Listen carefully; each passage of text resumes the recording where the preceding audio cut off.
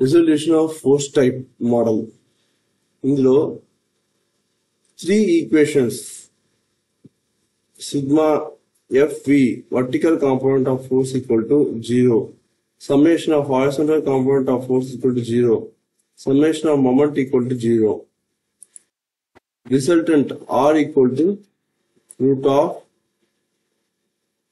sigma vertical force square plus sigma horizontal force square. Angle of incident tan theta is equal to vertical component of force by horizontal component of force. First equation 1, equation 2, equation 3 ఈ మూడు important అన్నమాట. First problem.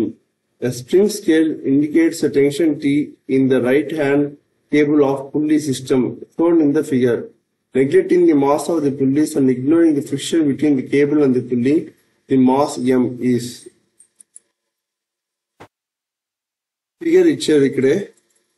Figure లో pulley 1, pulley 2, pulley 3 మూడు pulleys ఉన్నాయి.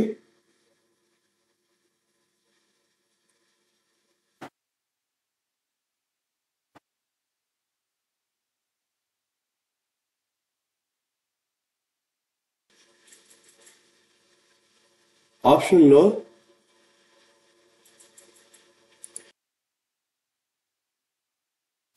Option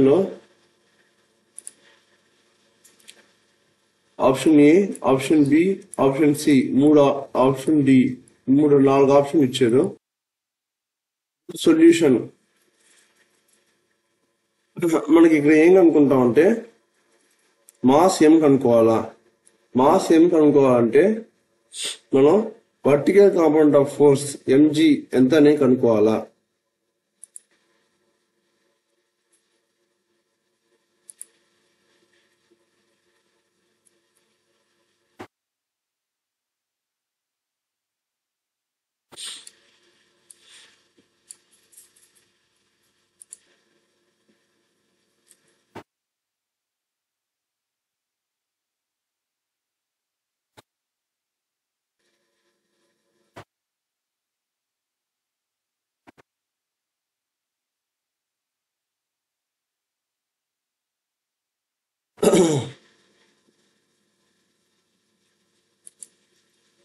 Next, question number 3. Two forces of magnitude root n Newton and 2 Newton act at origin, each making 60 degree and 30 degree respectively, with positive x-axis. The angle made by the resultant with the position x-axis will be A. 12.36 degree, 42.36 degree, 72.36 degree, and D. 57.36 degree. ఇక్కడ మనకి అడిగింది ఏంది? The angle made by the resultant అంటే tan theta ఎంత అడిగారు. tan theta equal to sigma F V by sigma F X. ఇక్కడ ఉండే force ఏంది? ఫోర్స్ న్యూటన్, ఇంకొకటి 2 న్యూటన్. రూట్ 2 న్యూటన్ యాక్ట్ అయ్యే యాంగిల్ వచ్చి 60 డిగ్రీ, 2 న్యూటన్ యాక్ట్ అయ్యే యాంగిల్ వచ్చి 30 degree respectively with positive X axis. So figure మనం ఇలా గీసుకున్నాం.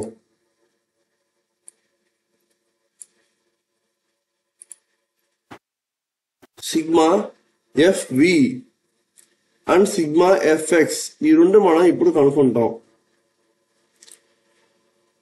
Sigma F X equal to 0 చేసినప్పుడు ఈ సిగ్మా ఎఫ్ ఎక్స్ కి F1 అండ్ F2 రెండింటికి F1 అంటే ఏంది? F1 అంటే రూట్ 2, F2 అంటే 2. ఈ రెండింటికి horizontal component of force కనుక్కుంటాం.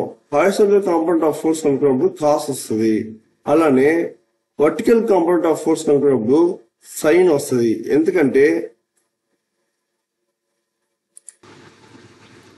Sign theta equal to opposite by hypotenuse కాబట్టి cos theta equal to adjacent by hypotenuse కాబట్టి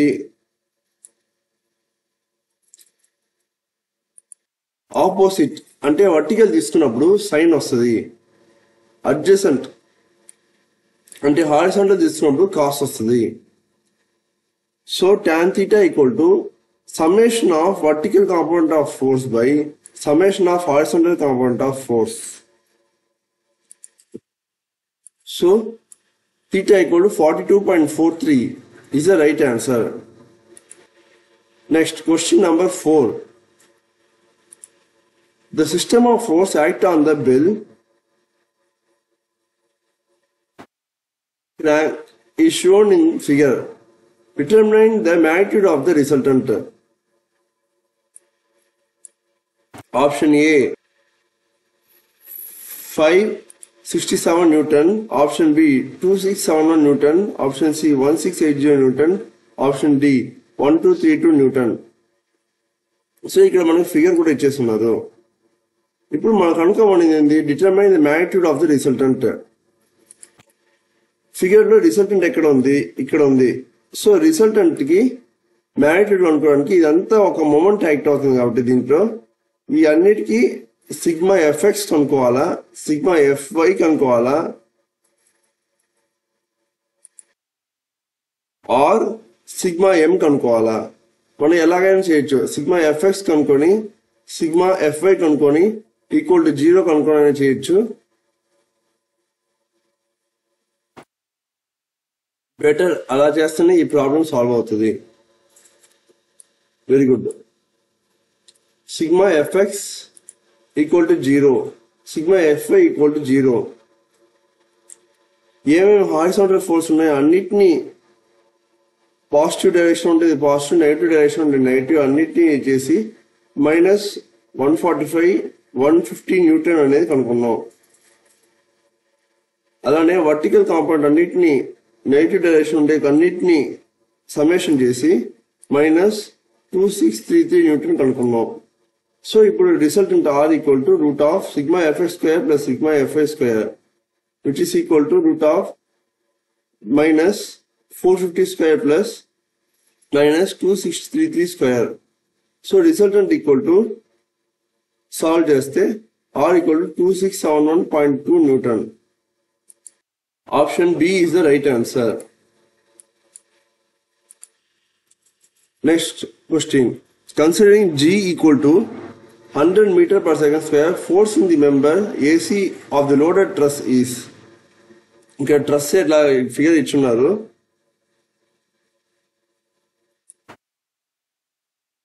option A 2000 newton compression, option B 2000 newton tension, option C 1000 newton compression, option D 1000 newton tension.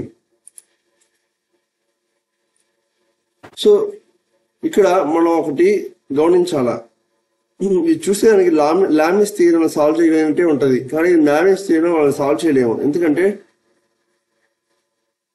One member దీంట్లో tension ఉంది, ఇంకో member compression ఉంది. Previous వీడియోలో నేను చెప్పినట్టు ఒక మెంబర్ టెన్షన్ లో ఆ కంప్రెషన్ ఉన్నప్పుడు మనం లామిస్ థియరంలో దీన్ని సాల్వ్ చేయలేము. కాబట్టి దీన్ని రిజల్యూషన్ ఆఫ్ ఫోర్స్ తో సాల్వ్ చేస్తాం.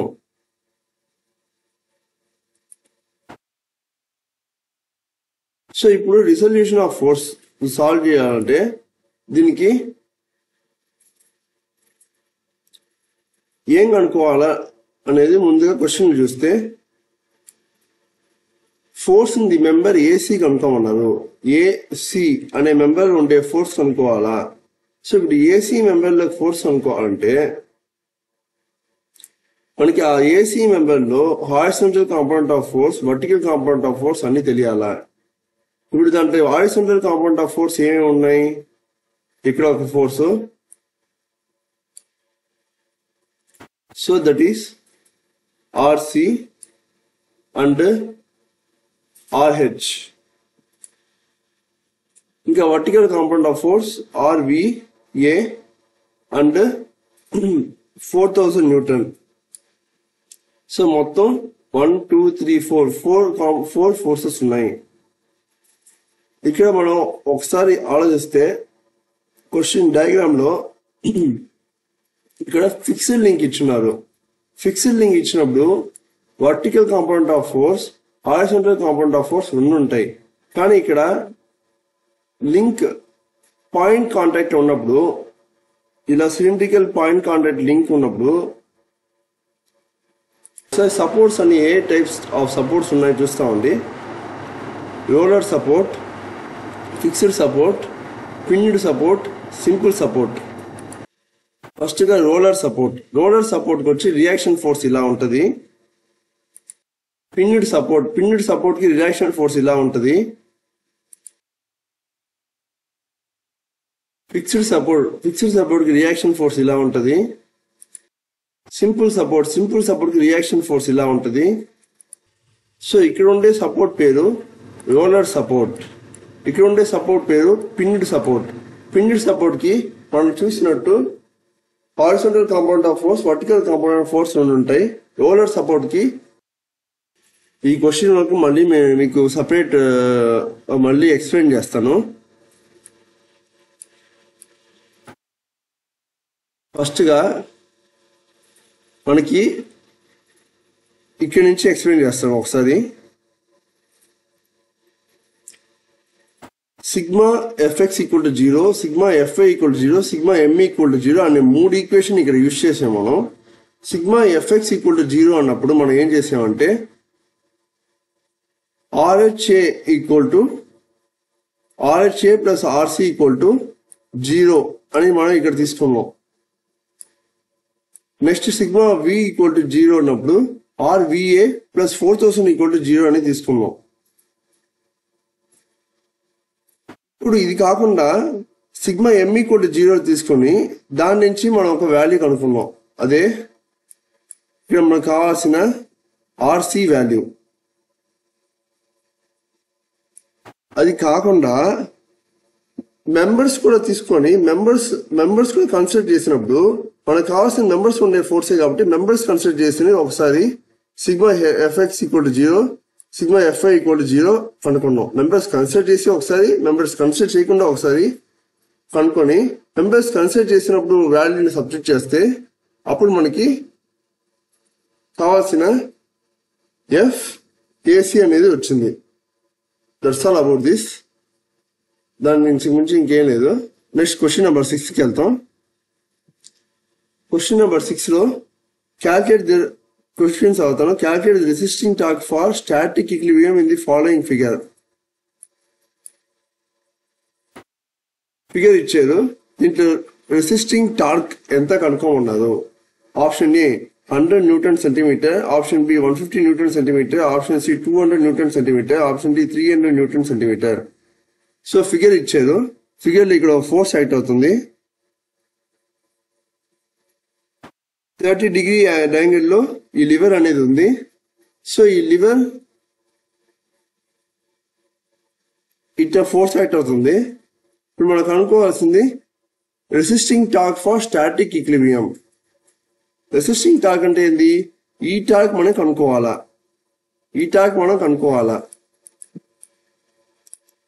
అంటే ఈ ఫోర్స్ యాక్ట్ అవుతున్నందుకు ఆపోజిట్ గా అయితే ఈ టార్క్ ఎంత కనుక్కోమన్నారు. అంటే ఈ ఫోర్స్ ఎంత ఉందో అంతే ఆపోజిట్ చేస్తూ ఈ టార్క్ యాక్ట్ అవుతుంది. Tension F equal to 20 newton వచ్చింది. సో F 20 న్యూటన్ ని హారిజాంటల్ కాంపౌండ్, వర్టికల్ కాంపౌండ్ గా రిజల్వ్ చేసుకుంటాం. F cos 30, F sin 30 resolve చేసుకుంటే tension equal to 20 sin 30 into 30 అవుతుంది. 30 అనేది లివర్ ఒక length. So tension equal to 300 newton centimetre అవుతుంది.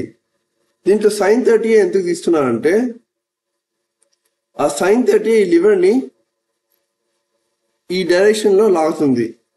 ఈ డైరెక్షన్ లాగేది sin 30 లాగుతుంది. దీనికి ఆపోజిట్ యాక్ట్ అయ్యేది ఈ డైరెక్షన్ యాక్ట్ అవుతుంది.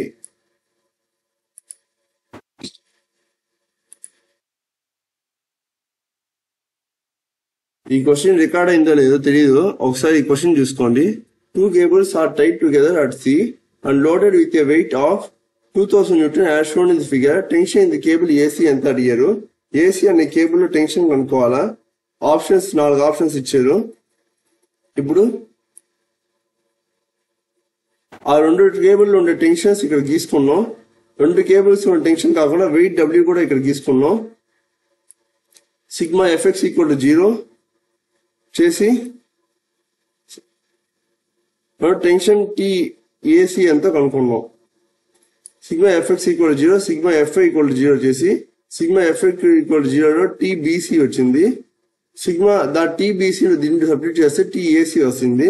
టీఏసీ మనకు కావాల్సిన answer 595.4 Newton. That's all about this class. Thank you very much.